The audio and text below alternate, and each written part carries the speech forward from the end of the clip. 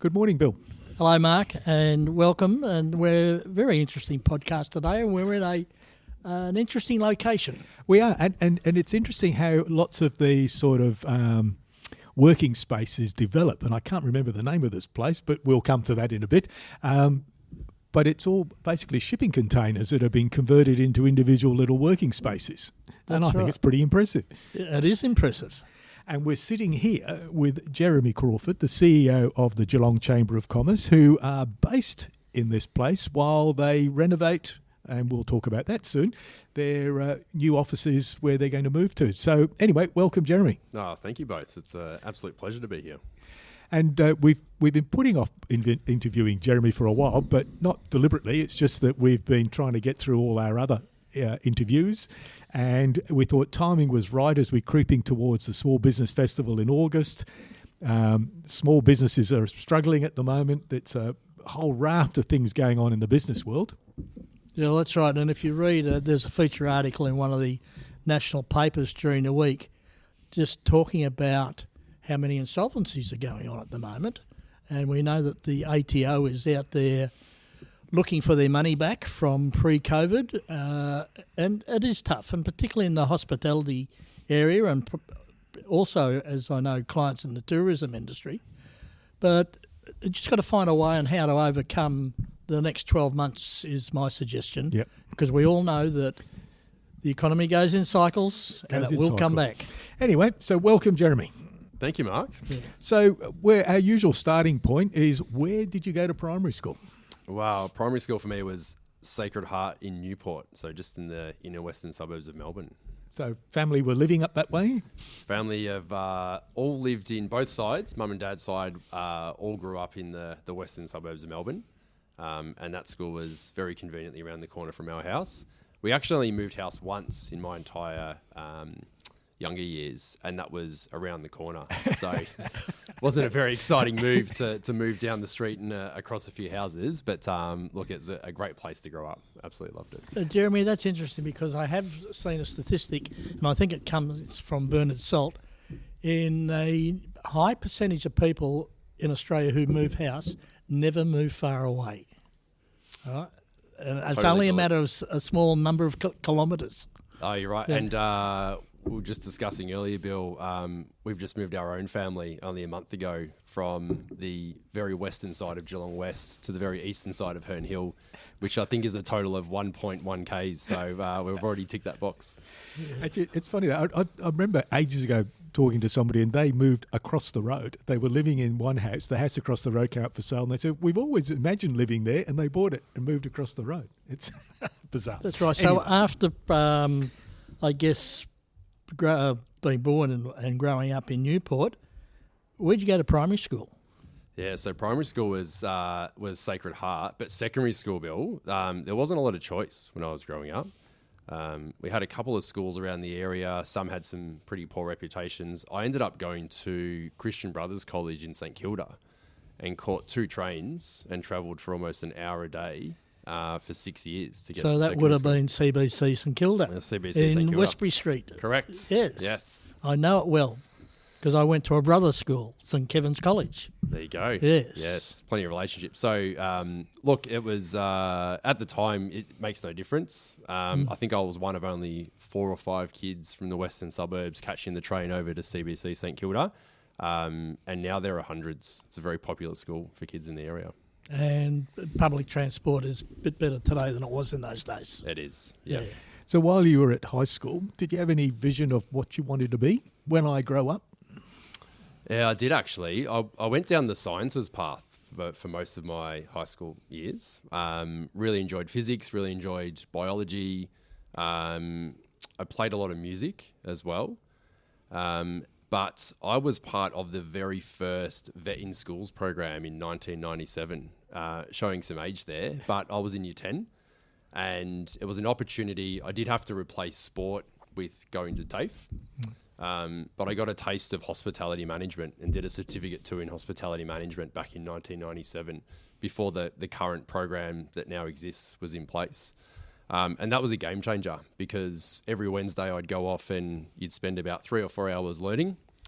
and then every second week you'd be in a practicing restaurant at William Angliss Institute of TAFE. So that was a bit of a game changer for me. And is that your first job? It wasn't a job because I didn't get paid. But no, my first job was actually mowing the lawns for the local school and church. And I started that job when I was about 12 years old. Very good. I like that. Well, I don't know if we've had that as a first job. We've had lots of interesting first newspaper jobs. deliveries, been a lot of them, but they're long gone, newspaper deliveries. So. Oh, they sure have it. And just talking about that the vet program, I know St Joseph's here in Geelong have got a great vet program, and they've got what I believe, well, not I believe, I've seen that they've got a workshop, the carpentry, and down on the is it on Shannon Avenue? You see the students out there in the high vis building things and gardening and carpentry, and that's a great program. Absolutely. So I'll declare a conflict of interest because I'm on the advisory council for St Joseph's College. Joey's have got over 300 kids are involved in some form of vet or vocational learning subject, which is quite incredible, and a huge array of different career paths. But they're also really deeply invested into the way kids learn, so the different behaviours and the different learning mechanisms. So having those more practical or industry-based components, I mean, it's light years ahead of when I went through, which was literally just an extra subject and you had to go off-site and travel into the city and go and work in the kitchens. But the way that it's set up now through the system seems to be working really, really well. All right, having survived secondary college, where'd you go to after that?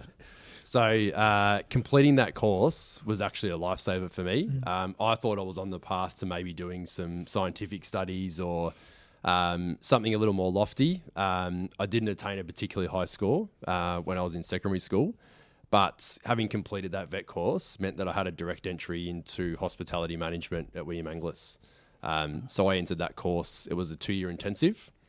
And absolutely love that time. There's a 1-year industry placement where you just need to go away and work for a year. And the idea is that you come back and complete your degree at RMIT in the final year, which had a really poor rate of return because people go away and earn a salary for 12 months. And like me, you get a little bit cushy and don't go back and complete your study. So that's where my education ended at that point in time, Bill. Well, I think you and I might have followed a similar course in those days. But last year, Mark and I interviewed Apprentice of the Year in the culinary school at Gordon TAFE. And that is a fantastic organisation, or a fantastic setup, isn't it, Mark? Brilliant in fact, setup. We went back and had dinner there, didn't we? Did. As a result of that. Very good. Yeah. The Davidson restaurant. Yes. I actually did a tour of the Gordon just recently, and it was a really interesting moment for me because we went back of house into the kitchens. Took you back to when you started. Did it ever? I could actually smell everything that was the same, all the way back to 1997 and then through when I was studying in 2001 and 2. But the facilities that they have now are $21 million, Jeremy, is what they... Unbelievable. And it's a great asset to Geelong, more importantly. Absolutely. That's what it's about. Yep. So what was the job then that you were being paid? Where were you working? So I went into hospitality. So I had a number of different jobs. At one stage, I was working across the MCG in the corporate suites, which is a great way to watch the footy and get paid for it and serve the occasional beer or some food on the side. I worked at a few hotels. So mostly during event time, it's pretty easy to string together some really long hours over 3 or 4 days and take the rest of the week off, which a lot of hospitality people try and do. And I spent quite a bit of time at a little tiny restaurant in Hawthorn called Because, BCOZ. And Rod Barbie, who was the owner and the head chef there, was a creative genius. Had a wine list with about 900 bottles of wine on it, which people used to come and actually physically hold to be believed. It was called the Bible. And that was probably the sort of first venture into, managing something, which was some staff and having to open and close the restaurants. And we had some incredible celebrities and guests go through that little hidden away restaurant in Hawthorn. Mark, there's another similarity. Remember we interviewed Greg O'Shea, who now runs the Quest here in Geelong? And I don't know, Jeremy, if you've sat down with him, he has a very similar background. He does. Yeah, look, it's in some of the forums that we run, we often ask same question, Bill. Where did people spend their first first job in what industry, and it's quite uncanny. If you look at retail and hospitality, it's usually about 70 to 80% of the room at any level, include executives in that. It's such a founding place for people to start their careers. But you just learn so many different elements because there's skill sets, there's behaviours, there's the customer service side, there's the pressure. There's a lot of stress and a lot of pressure in those industries. Yeah. Discipline, absolutely. And long hours. Yes, yeah. Long hours. Yes. So you weren't tempted to open your own restaurant? Oh, goodness, no. No, certainly not. It's a really tricky industry because particularly now, and thank goodness I probably didn't make that rash decision early, Mark, but you've got to be so specialised. I always think back, I was absolutely obsessed with MasterChef when it first came out. You know, people who were genuinely home cooks who could do some pretty incredible things, but you could almost go and do that yourself. You do need a biological science degree coupled with work experience and almost a head chef level amount of creativity to create the dishes these days. So you look at the transition of that industry, and that also brings along some different expectations with the customers, I think. But certainly not for me. It's a pretty relentless industry. And the other part to that is when you're in your sort of early to mid-20s, you know, I was the first to earn some type of wage and also to get a car. So I spent the first 3 years of my life finishing work at midnight or 1 a.m. and going and picking up all my friends who were out so they could safely get home. I was the taxi service. That's reality, isn't it? It is. So let's. What was your first real job, as we say? So we're different to the hospitality industry. Well, it leads on from that because after doing a few higgledy-piggledy types of work, the first real job was when I joined the Ridges Hotel Group. So I joined as one of the restaurant managers, but that was in terms of, you know, good Australian-based corporate organisation, professional structure. That was probably the first real career move.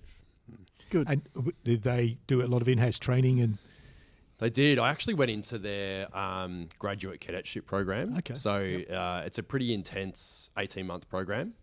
But you get to connect with a whole lot of people from around Australia. At that stage, I think they had about 40 hotels, Australia, New Zealand wide, and a couple overseas. But you learn, again, the different disciplines. So you start to branch out managing hospitality through the restaurant outlets, through the event and conferencing. You also do housekeeping, you do the reservations, and you do night audit. So you learn every single component of the hotel, and it's an entryway into general management. So did that proceed? Then did you keep following that path? Yeah, I did. So eventually took up a GM role down in Hobart, actually. Good place. Which was a lovely little place to go to. So my wife and I moved down there, I think that might have been 2008, right at the time the GFC was all coming about, Mark. But Tassie was a great move for us. It's such a lovely region for the produce and the people and the events that happen. But it actually went through a boom period because it was a much cheaper alternative for personal and also business travel, and became a great option for people who were a little bit scared of the doom and gloom of the GFC. So we were actually flat out for 2 whole years that I was down there during that time, which was a wonderful experience. It's a great place. I'm pretty sure I've stayed in the Ridges down in Hobart. It's got a good location. Looking over the North Hobart Oval, beautiful view. Yeah, close to everything. Jeremy, if we jump forward now, because we need to talk to you about the Geelong Chamber of Commerce. So, did you come from horses to the chamber? No, there's a few things in between. So, the very quick summary for you, Bill, is I went through hospitality was sort of the first component, and I landed in some major event roles with the Australian Grand Prix and then also the Werribee Racing Club. That's right. Then I actually took a different path, went into recruitment. So, spent time with some global agencies and executive search, and then ultimately ended up in-house at Medibank as head of talent and recruitment for one of their divisions. Built some really good stakeholder and project delivery roles, and that was the lead into the chamber, is having that partnership, stakeholder management side to the skill set. So we talk about our tipping points. What tipped you into applying for the Geelong Chamber role? So at that stage, I'd been living in Geelong for about 7 years. I see you were commuting. to commuting? Well, post-COVID, it was fully virtual. Yeah. But I always looked at it and thought, spending all the money in Geelong, kids go to school in Geelong, all the friends are in Geelong, just didn't have the career in Geelong. So had spent quite some time actually looking for the right type of position. Yeah.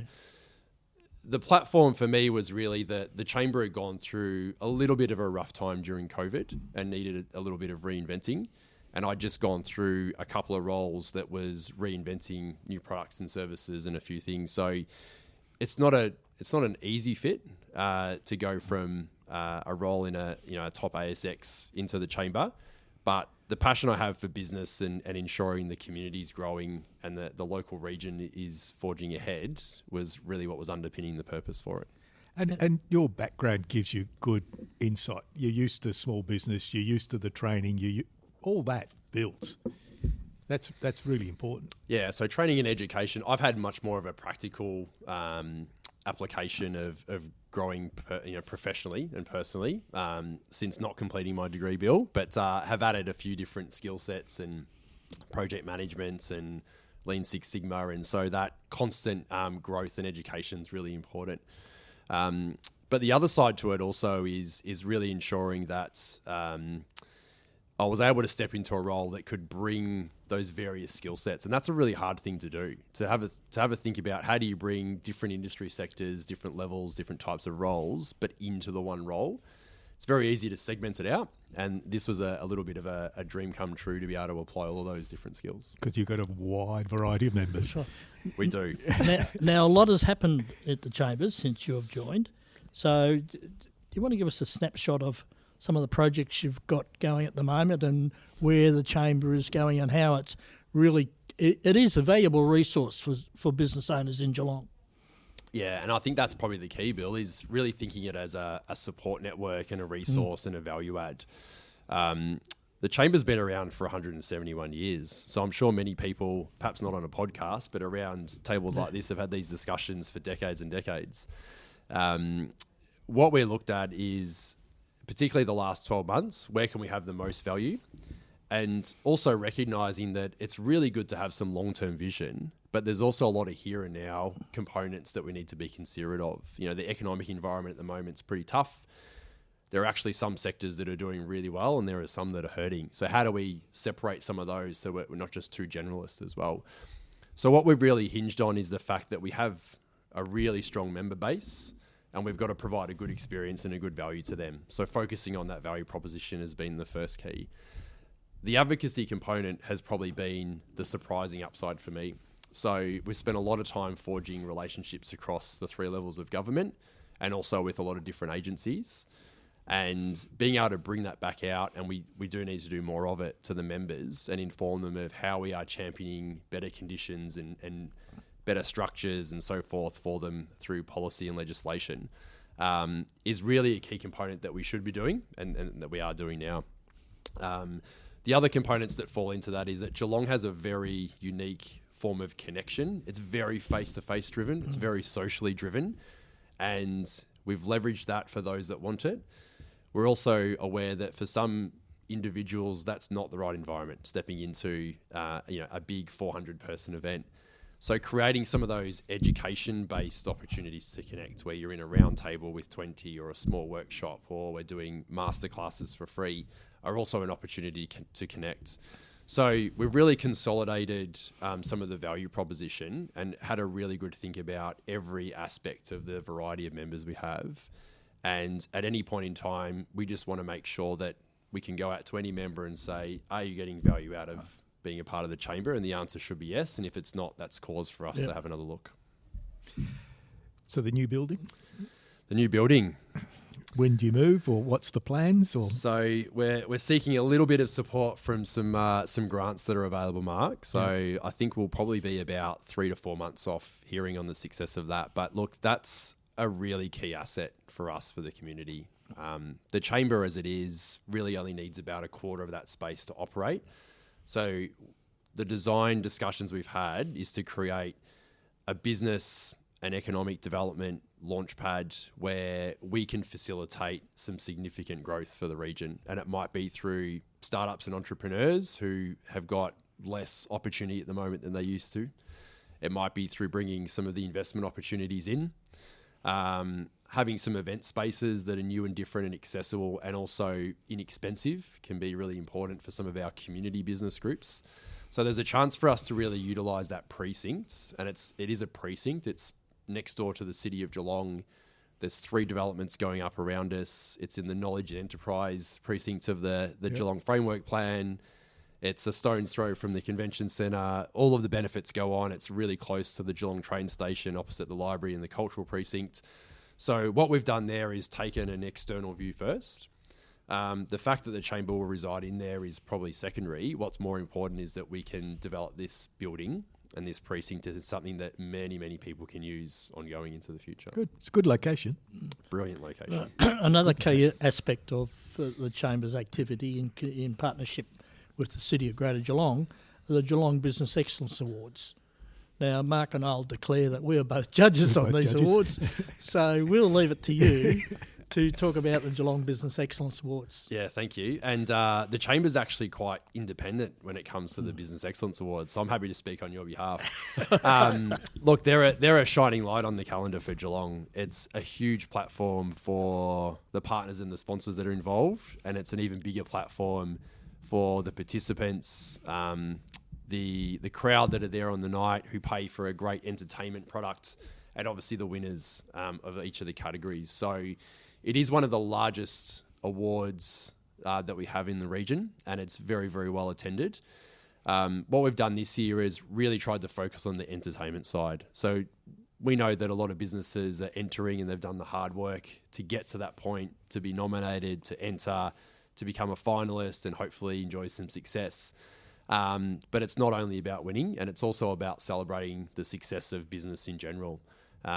So there'll be some really positive changes to this year. And it is at the pier this year. So there's a few less seats than there have been previously. So they'll be quite limited. So get in early to book your Get in seats. early. That's the message. And the entries close, I'm going to say the 20th of July. Is that? They do close end of July, yeah. Yep. So the numbers are up this year, Mark, which Good. is fantastic. We've received more nominations this year than last year, and there's quite a number of particularly business leaders, young entrepreneurs, and obviously business entries that are now starting to come through, which is great to see. Sounds like we'll be busy, Bill. We will. But more keep you importantly, we've done podcast with a couple of the previous winners. We have too. And everybody was excited about entering, what they learnt by entering, and those that didn't win anything would come back again. In fact, we spoke to one just recently, did a podcast, didn't we? And he has entered 3 times, has been a finalist 3 times, and now he's entering again to see. He's got his aim is to win a category. And everyone we've talked to about, and wearing our judge's hat, but we do encourage people to enter. And the ones that we've talked to that have entered always talk about what a great learning experience it was, because it makes them look at their business and review their business and have a real good look at it, whereas normally you turn up, open the door, walk in.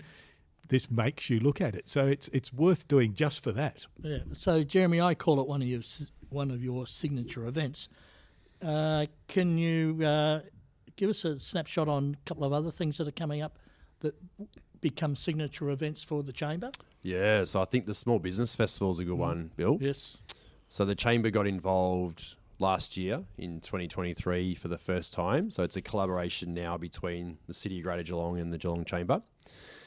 What's really important there is that we were able to add some of our audience reach, some of our event expertise, and particularly bringing some of our partners and sponsors to the table for a festival that is really highly valued by the participants. This year we've gone with a slightly different concept, and what we've done is we've created some business hubs over the course of 2 weeks. And it'll enable people to take a morning or an afternoon off and attend several sessions collected around some key themes. Because the whole point of that festival is to educate, learn, grow, connect, and do it almost on super speed. And so it's going to be a really exciting festival this year. We've had a lot longer to help plan that event for 2024. And we're really excited. There's a launch event on August the 8th. And there'll be some incredible future-thinking AI speakers that the business community will definitely want to hear from. And then we kick off on the 12th of August with the official program, which actually launches in the first week of July for everybody to start looking at and booking their places in the different sessions. And you've got some local businesses showcasing at that event as well. We do. So the launch event itself, we with the help of the Victorian government, actually, we've been able to pay some agri-producers to supply product and their services there on the night. So for those that attended last year, we had a laneway full of local producers. That's very good. A little bit of a similar theme, although it'll be set up as part of the event itself. It won't be sort of separate on the entrance. So it'll be a huge night. We're expecting a really good crowd, great speakers. We'll have some really good profile guests coming along. And showcasing the local agri-producers is absolutely key because they just add so much value to what's on offer. That's right. The best thing is, I think the Small Business Festival sits within the chamber. I think that's a great move. Sitting outside a non-business organisation didn't make sense. So that partnership, I think, is a really good outcome. So, Mark, I've got an idea for a podcast. Right. We will declare that Mark and I are running a session in the Small Business Festival. So I think we'd better think about a podcast talking about what we're presenting during the Small Business Festival. I think you should. Yeah.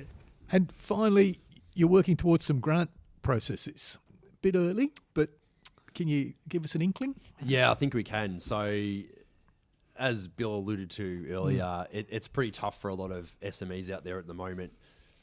We've got some incredible investors and businesses in Geelong that want to give back. And one in particular, which we'll announce in the coming weeks, is going to be funding a private grant for small to medium businesses. And there'll be a submission process, but it's really going to be an injection of money for growth, potentially some capital expenditure, whatever it is that business might need to grow. And that's a really exciting give back to the community because there isn't a lot of money around for small to medium business at the moment. But this is a way that the Chamber and this particular organisation can make a difference at a private level and actually offer some injections. So they'll be a part of the Small Business Festival launch night. Brilliant. And we'll be making some announcements in the not too distant future. So make sure you get along to the small business launch so you can hear more about it. So Jeremy, last question. Where do you see the Chamber and or yourself in the next 5 years? So our focus, Mark, is really we want to continue to grow the region's business success. And we're looking at doing that across both the domestic and the international levels. There's some real opportunity to bring in some international investment into the region and also to showcase what the region has to offer out. So that is an absolute key for us. The other component is to just really keep on that professional development side. The more we can educate business and business leaders to empower themselves and their teams, the better it is. And so we'll keep funneling through education and through workshops and masterclasses, etc. The Chamber's really a conduit. We bring expertise into us and then out through to our members and to the broader business community. And so that model works really well. It also showcases the talent we have here.